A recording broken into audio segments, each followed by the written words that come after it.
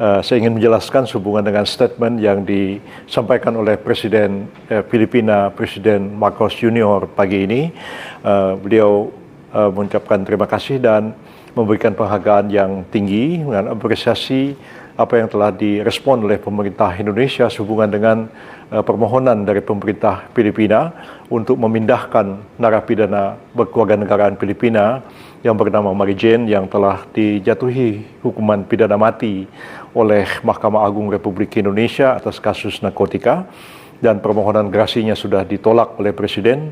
Begitu juga PK-nya telah ditolak oleh Mahkamah Agung Republik Indonesia, dan sampai sekarang yang bersangkutan ada di penjara Yogyakarta menunggu pelaksanaan dari hukuman mati yang tertunda beberapa tahun yang lalu.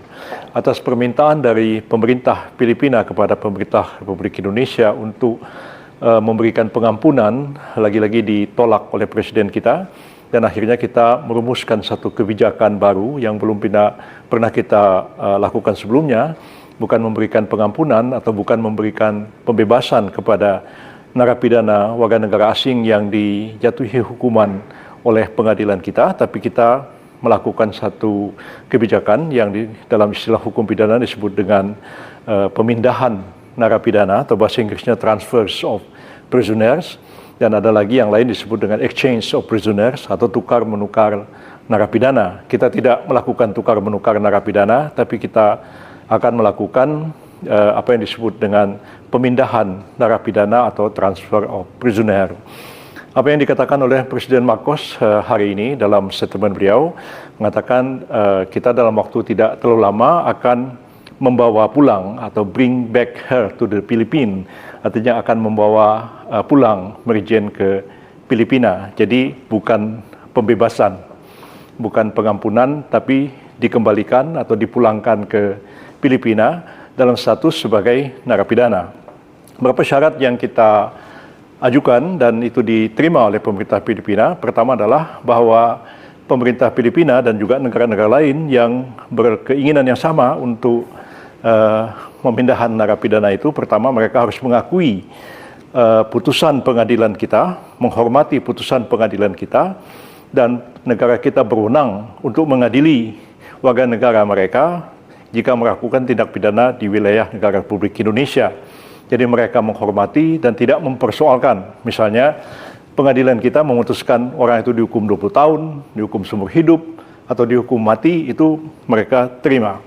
Dan atas permintaan negara yang bersangkutan, kita pulangkan atau kita pindahkan, kita transfer narapidana itu ke negara yang bersangkutan, dan negara bersangkutan itu berkewajiban untuk melaksanakan sisa hukuman yang telah dijalani oleh narapidana itu di Indonesia.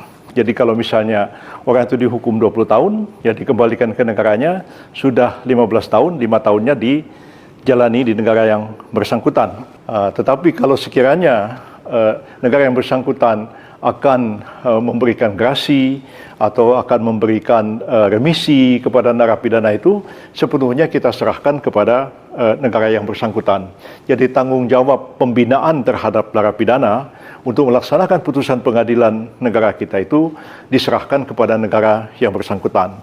Yang kedua juga jaminan keamanan, ya, mengembalikan narapidana itu ke negara yang bersangkutan itu adalah tanggung jawab dari negara itu. Kita akan menyerahkannya misalnya di bandara di Indonesia, dan selanjutnya adalah tanggung jawab pengamanannya ada pada negara yang bersangkutan. Di dalam kasus Mary Jane itu, ya, dia dijatuhi hukuman mati di sini, seperti saya katakan tadi. Kalau dia sudah dikembalikan di Filipina, ya nanti mungkin kita bilang, oh di sana dihukum mati juga. Nah, Filipina itu adalah negara yang sudah menghapuskan pidana mati di dalam KUHP mereka. Jadi mungkin saja, seperti yang kita dengar kabarnya seperti itu, kalau dia sudah dikembalikan ke Filipina, adalah kewenangan dari Presiden Marcos untuk memberikan grasi. Misalnya akan diberi grasi seumur hidup, ya. Maka dia akan menjalani pidana seumur hidup di Filipina berdasarkan putusan pengadilan Indonesia. Dan itu kita hormati, sepenuhnya adalah kewenangan dari Presiden Marcos dalam melakukan pembinaan terhadap narapidana di negaranya. Jadi itu yang kita tempuh, ya, kita ambil. Ini tidak hanya kepada Filipina, tapi juga kepada negara-negara lain yang sudah ada 3 negara mengajukan permohonan yang sama, yaitu Australia, kemudian juga Perancis, dan Perdana Menteri Australia juga membicarakan masalah ini dengan Pak Presiden Prabowo dalam pertemuan di Peru belum lama ini ketika ada sidang negara-negara APEC di sana. Dan saya juga sudah menerima surat yang disampaikan oleh Menteri Kehakiman Filipina resmi mengajukan permohonan untuk transfer operasioner dari Merijen, dan juga kita juga sudah menerima surat yang sama dari Menteri Kehakiman Prancis meminta hal yang sama, dan semua sedang kita proses, kita pertimbangkan. Mudah-mudahan dalam waktu yang tidak terlalu lama kebijakan ini dapat dilaksanakan, dan Pak Presiden Prabowo sudah menyetujui langkah-langkah ini, dan menteri-menteri yang berada di bawah koordinasi Kemenko Hukum, HAM, Imigrasi, dan Pemasyarakatan juga sudah membahas masalah ini dengan Presiden. Dan insya Allah mudah-mudahan pada bulan Desember yang akan datang kebijakan ini sudah dapat kita laksanakan sehingga proses ini berjalan.